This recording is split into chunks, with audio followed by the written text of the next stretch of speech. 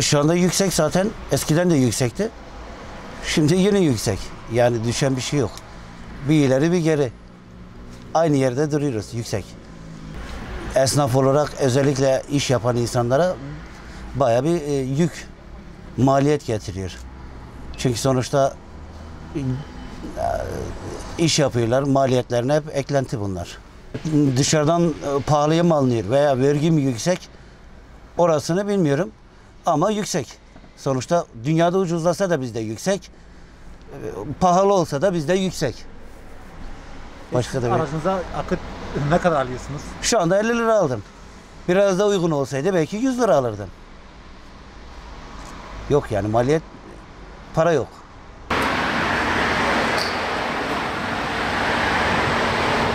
Devletin tutarsızlığı diye düşünüyorum yani. Akaryakıt zamlarının temeli devletin tutarsızlığından kaynaklanan.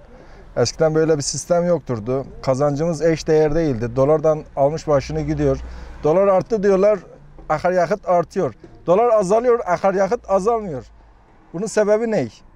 Bir türlü öğrenemiyoruz yani. Dolara endeksliyse azaldığı zaman azalsın, çoğaldığı zaman çoğalsın.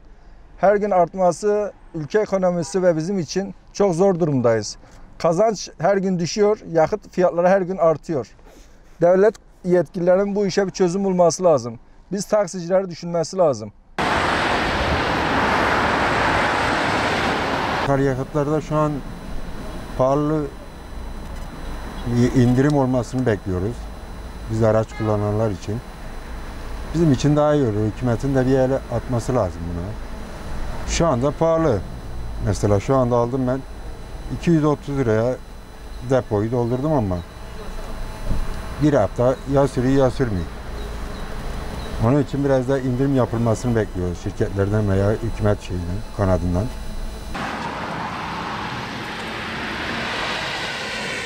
Vatandaşın alım gücüyle ve fiyatlar hiçbir zaman birbirini tutmuyor.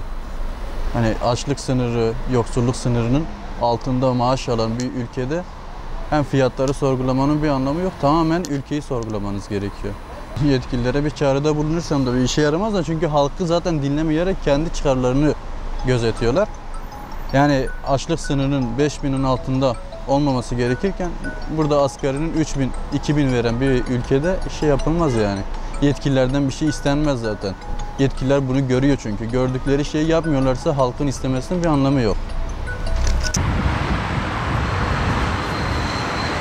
Benzin fiyatları aşırı yüksek.